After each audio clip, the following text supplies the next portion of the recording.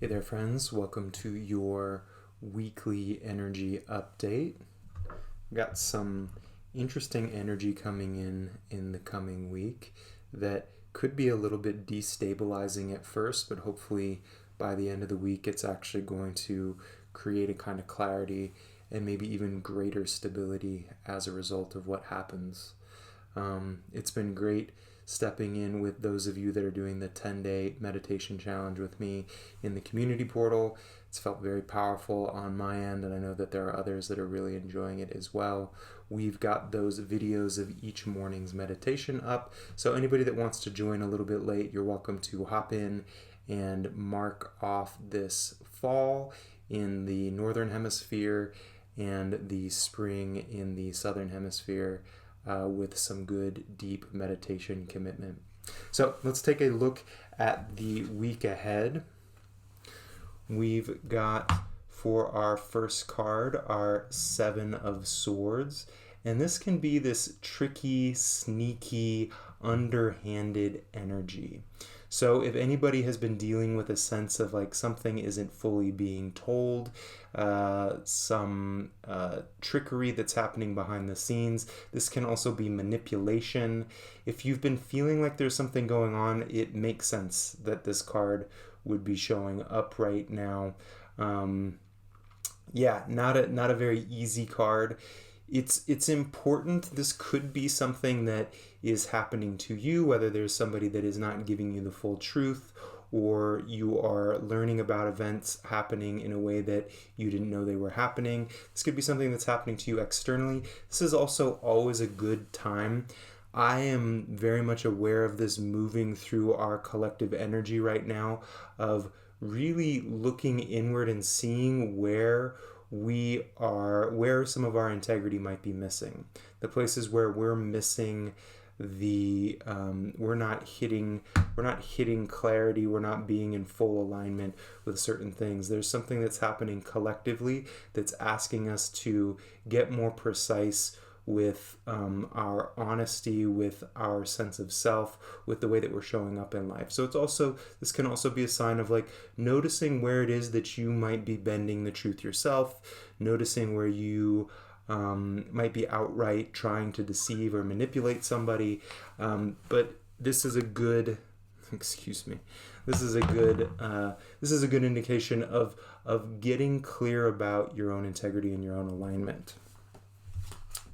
Now, I asked for a little bit of clarity with that card just to see where it was facing, and it came up with the Five of Pentacles. And this is just a really good reminder that can help us humanize individuals that might be manipulating, or even give ourselves a little bit of slack or a little bit of deeper understanding when we are being manipulative, or when we are being not fully truthful, which is that the core of this often is a place of lack, a place of fear, a place of hopelessness.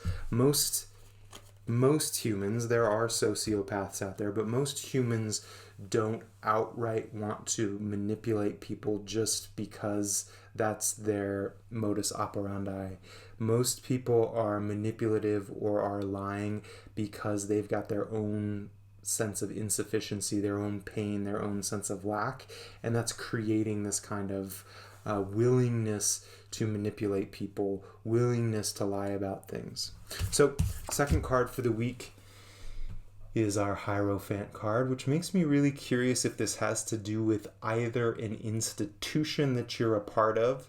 So just a couple of days ago, I was chatting with a dear friend of mine who was part of has been a part of a spiritual community for nearly 20 years now, and it's only recently come out that one of the leaders in that spiritual community has been abusing people in a particular way, and it's been earth-shattering for I think a lot of people in that particular community, and many people have experienced this in this last decade, this sort of bringing to the surface institutional abuses and that sort of thing. So this can be a sign of coming to realize that a bigger institution, whether this is a place that you work for or a belief system or a structure, that this is where there's some manipulation, or this is where there are some lies that are going on.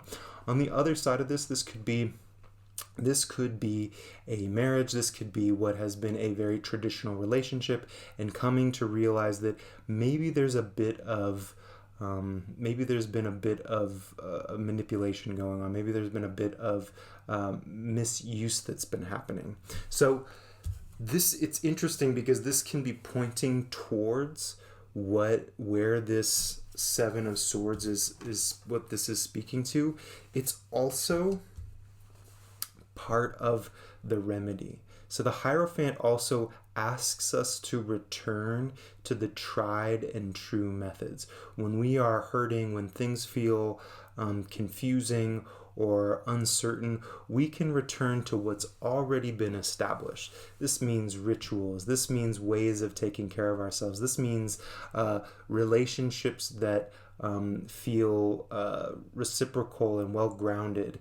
There's, on the one side, there's the wariness of giving yourself over to authority or to authority figures, but there's also the willingness to go, some authority comes from what's tried and true, what's been worked through, what's been happening. So if you're in a position where things are feeling a bit confusing or feeling a bit overwhelming, or like you're not sure what to trust, return to what you know deeply, to return to the traditions that can hold you, return to the habits and the practices that can help you find yourself again, find your feet again, find your threads. So the other thing that can happen when there's a bit of manipulation or there's a bit of mistrust that's going on is that it can bring up cracks and injuries from our past. And that's a little bit of what I'm feeling with this Five of Cups, is this element of there being old injuries that are sort of drawn to the surface, old injuries that are coming back up to be looked at again and to be processed. There's not a very strong sense of this being, like when I feel into this card and the energy around it, it doesn't feel like something that's like you're going to be wallowing and stuck with the spilled cups for a long time. It's more like a gentle resurfacing of a particular injury or a particular hurt.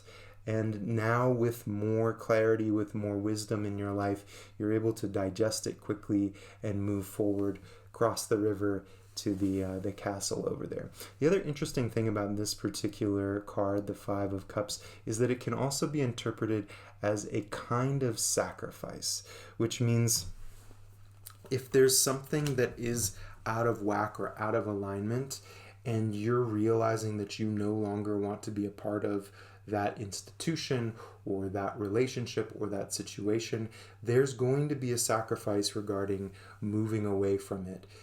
Even if it's something that's really toxic or not so good, you leaving there is leaving a particular type of comfort zone. And as a result, it's being willing to let go of some of these cups to move forward and walk forward into something that's healthier, into something that's better off for you in the long run. And so I also asked for clarity around this particular card just to get a little bit more information, and it comes up with the King of Pentacles. And what I find interesting about this is the movement from one of the earlier cards in the Minor Arcana Pentacles, which is really about a kind of lack of confidence, like being sort of in the shadow, in hopelessness, in overwhelm. And then the pinnacle of the Pentacles, is the King of Pentacles, which is like such a high degree of stability, such a high degree of relationship with your resources, being resourced both in terms of like feeling safe, feeling healthy, as well as like the wealthiness there. So there's something here. One of the things that happens when you need to temper steel, they heat the steel up and then they just like bang and bang and bang on it. And the reason that they do that is they are getting the bubbles of air and the impurities in the metal up to the surface so that the metal becomes really refined and really pure. It creates like this really strong steel, this really strong sword, or this really strong whatever it is that's being created. But what needs to happen is there needs to be that heat and that pressure in order to bring those impurities to the surface. And there's a real sort of sense of that in this coming week, where there are certain elements that maybe you haven't felt for a while, some hurts that you haven't felt for a while, that get drawn to the surface for you to sort of finalize them and move them on from your system.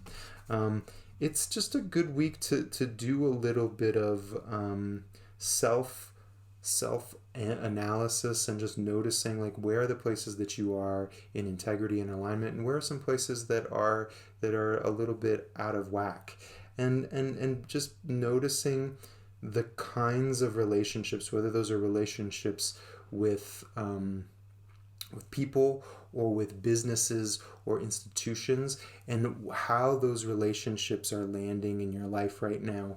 At what level are they feeling like they're lining up and nourishing you, and in what ways does it feel like maybe they're harming you, or maybe they're sort of manipulating you in a particular way. Altogether, it looks like it's going to end up feeling like you're more rooted, more in life, more on your throne, but it could be a little bit of a jumbly week in the beginning. So thanks for tuning in with me. I hope this is helpful. Definitely reach out, say hey if you have anything on your mind. You can hop on my email list or jump into the community portal down below, and I look forward to connecting with you again soon. Take care.